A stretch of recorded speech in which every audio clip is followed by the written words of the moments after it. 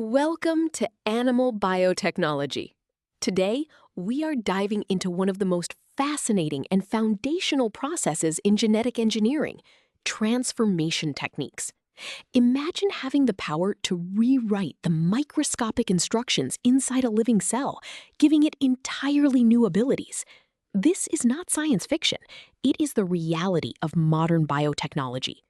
By the end of this session, you will understand exactly how we sneak foreign DNA into cells to create life-saving medicines and advanced therapies.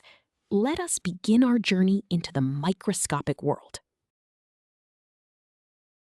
To understand transformation, imagine a highly secure, heavily guarded fortress.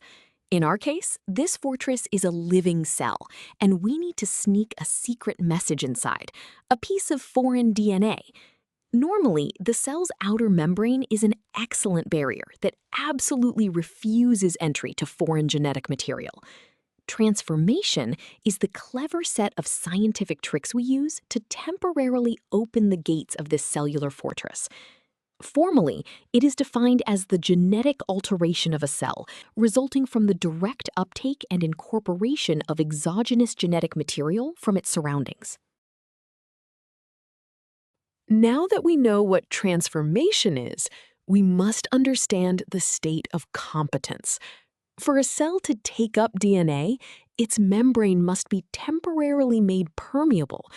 While a few bacteria do this naturally, most animal cells must be made artificially competent through chemical or physical disruptions.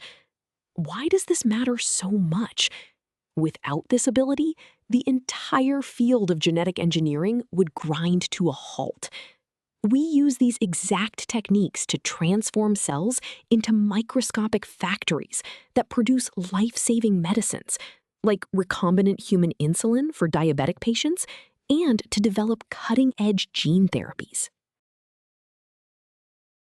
Having seen the incredible applications of transformation, we must ask ourselves, how do we know if our technique actually worked?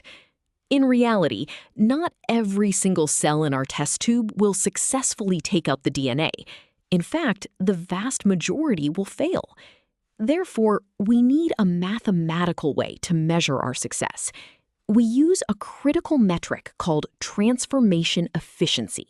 This metric tells us exactly how many successful transformations we achieved for a specific amount of DNA. By calculating this, scientists can compare different methods and perfectly optimize their laboratory experiments. This brings us to the mathematical heart of our experiments. The transformation efficiency, denoted by E, is calculated by dividing the number of successful colonies, N, by the mass of the plasmid DNA used, M. We then multiply this by the ratio of the total cell suspension volume, VT, to the volume actually plated, VP. Conceptually, this formula scales up the colonies we count on a small plate to represent the entire test tube, then divides by the DNA mass.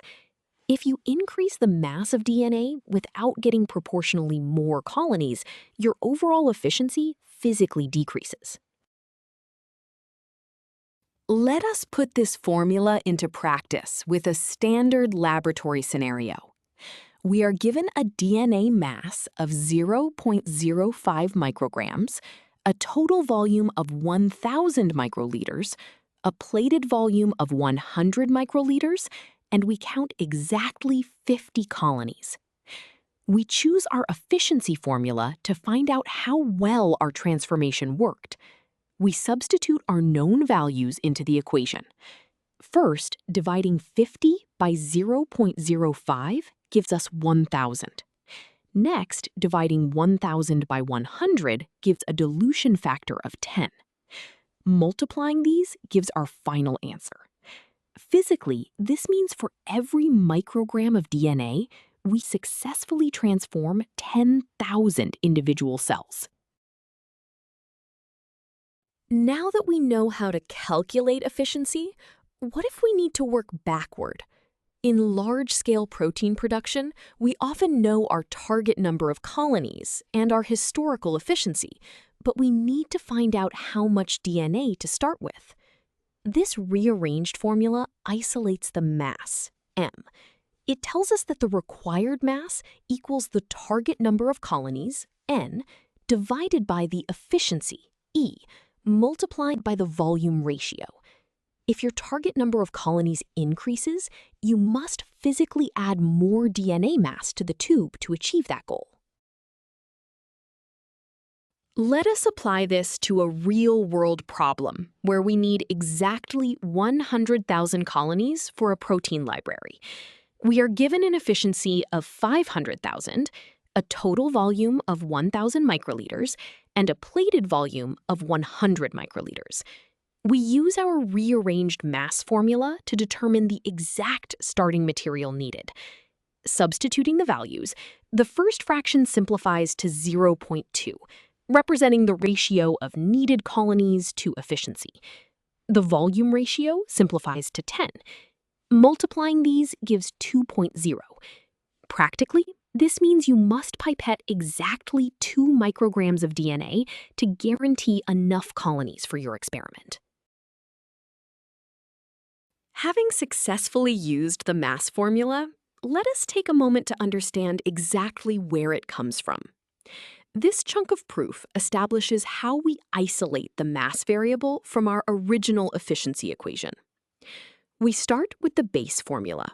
Our goal is to get the mass, M, by itself. First, we multiply both sides by M, which moves it out of the denominator and onto the left side. Then we divide both sides by the efficiency, E. This mathematical reasoning shows that the required mass is directly proportional to the target colonies and inversely proportional to the efficiency. This simple algebraic rearrangement is a powerful tool for planning experiments. Now that we have the math sorted out, let us look at the actual physical and chemical methods of transformation, starting with the calcium chloride method. Think of the cell membrane and the DNA molecule as two magnets that both have a strong negative charge. Because they are both negatively charged, they naturally repel each other, making it physically impossible for the DNA to get close. The calcium chloride method solves this by acting as a molecular peacemaker. By incubating cells in an ice-cold solution, the positively charged calcium ions bind to both the DNA and the membrane, effectively neutralizing the intense electrostatic repulsion and allowing the DNA to sit comfortably on the cell surface. With the DNA now resting on the cell surface, thanks to the calcium ions, we need a way to push it inside. This is where the heat shock comes in.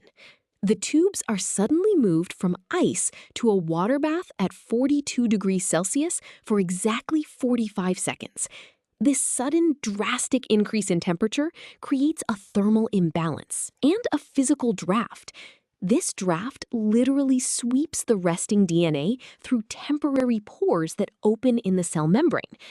This method is incredibly important because it is cost-effective and does not require complex equipment, making it the ultimate high-reliability tool for everyday genetic engineering tasks in laboratories worldwide. While chemical methods are great, sometimes we need a more powerful approach. Imagine a tightly inflated balloon. If you zap it with a precise spark, microscopic holes might open just long enough to slip a marble inside. This is electroporation. It utilizes short, high-voltage electrical pulses to physically disrupt the phospholipid bilayer, creating temporary aqueous pathways.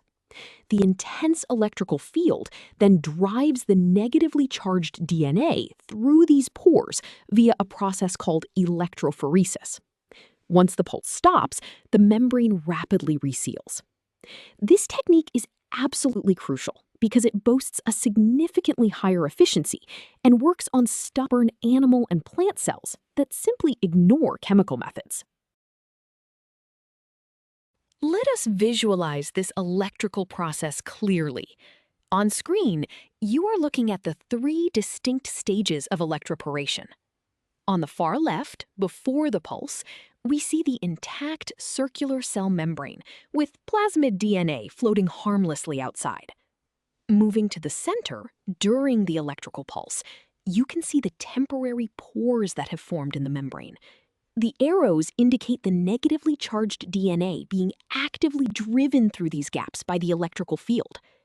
Finally, on the right, after the pulse has ended, the membrane has completely resealed itself.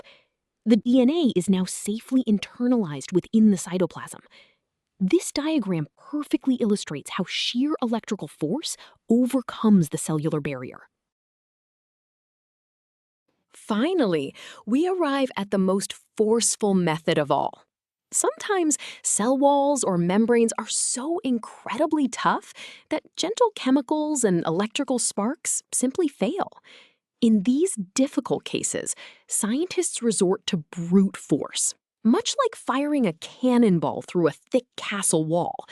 This is the biolistic method, commonly known as the gene gun. Microscopic particles of heavy metals, like gold or tungsten, are thoroughly coated with the desired DNA. A specialized device uses pressurized helium gas to accelerate these metal bullets to incredibly high velocities. They physically pierce the cell membrane and enter the cytoplasm. Once inside, the DNA detaches and integrates into the host genome, leaving the inert metal behind. We have covered a tremendous amount of ground today. Let us reinforce the most important ideas. First, transformation is the essential gateway for genetic engineering, allowing us to introduce foreign DNA and fundamentally alter a cell's capabilities. Second, we learned that we must always measure our success mathematically, using the transformation efficiency formula to optimize our work. Finally, we explored the diverse toolkit at our disposal, from the elegant chemical neutralization of the calcium chloride method to the high-voltage precision of electroporation and the brute force of the gene gun. You now understand the foundational techniques that make modern animal biotechnology possible.